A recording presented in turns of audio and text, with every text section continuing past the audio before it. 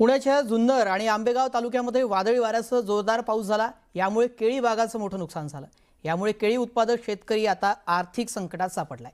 तातडीनं पंचनामा करून नुकसान भरपाई देण्याची मागणी करण्यात आलेली आहे।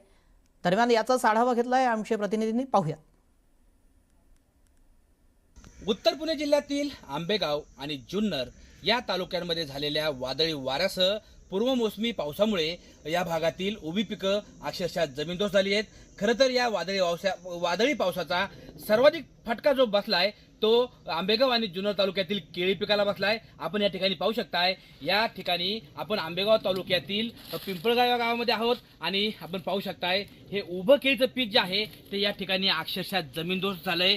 ही केळीची जी उभी झाडं आहेत ही सर्व झाडं या ठिकाणी उन्मळून पडल्यात आणि ही जी संपूर्ण केळी मोडून पडल्यामुळे शेतकऱ्यांचं मोठ्या प्रमाणामध्ये नुकसान झालंय। खरं तर पुणे जिल्ह्यातील नारंगाव जुन्नर तालुक्याच्या नारंगाव खोडद मांजरवाडी परिसरामध्ये मोठ्या प्रमाणामध्ये केळीचं पीक घेतलं जातं, तर आंबेगाव तालुक्यातील पिंपळगाव असेल, खडकी असेल, काठापूर असेल, लाखनगाव असेल या परिसरामध्ये मोठ्या प्रमाणात केळीचं पीक घेतलं जातं।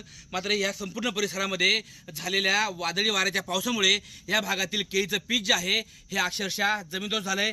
वर्षभर पैसा कष्ट जेवढं लावलं एवढं पण निष्फळ झालं या 15 मिनिटांमध्ये। आता याच्यामध्ये काही अर्थ उरलेला नाही। आज या केळीच्या पिकाला आतापर्यंत एकरी 3 लाख रुपये खर्च मी केलेला आहे आणि आता पैसे व्हायचा टाइम आला होता। आता बाजार पण वाढली होती, माल पण कसा पिकवला तुम्ही पाहू शकता इथं। आणि ह्या परिस्थितीमध्ये आज त्याची अशी परिस्थिती आहे की आज 1 रुपया सुद्धा याचा होऊ शकत नाही। त्याच्यामुळं आता काय करावं आणि काय नाही तोंड जोडून घेण्याशिवाय दुसरा पर्याय आमच्या पुढे उरलेला नाही।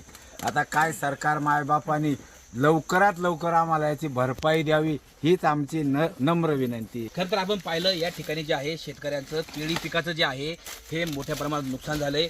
केळीची झाडं जी आहेत ती अक्षरशः उन्मळून पडल्यात, त्यामुळं हे केळी पीक आता पूर्णपणे व्हायला गेलंय आणि हे केळी पीक आता यातून कोणत्याही प्रकारचं उत्पन्न मिळणार नाही। त्यामुळे शेतकऱ्यांनी जो गेली 10 महिने केलेले कष्ट आहेत, जो खर्च आहे हा संपूर्ण खर्च व्हायला गेलाय। या सर्व परिस्थितीची शासनाने पाहणी करावी व शेतकऱ्यांना नुकसान भरपाई द्यावी अशी मागणी या भागातील शेतकरी करत आहेत। सचिन तोडकर, न्यूज 18 मराठी, मंचर, पुणे।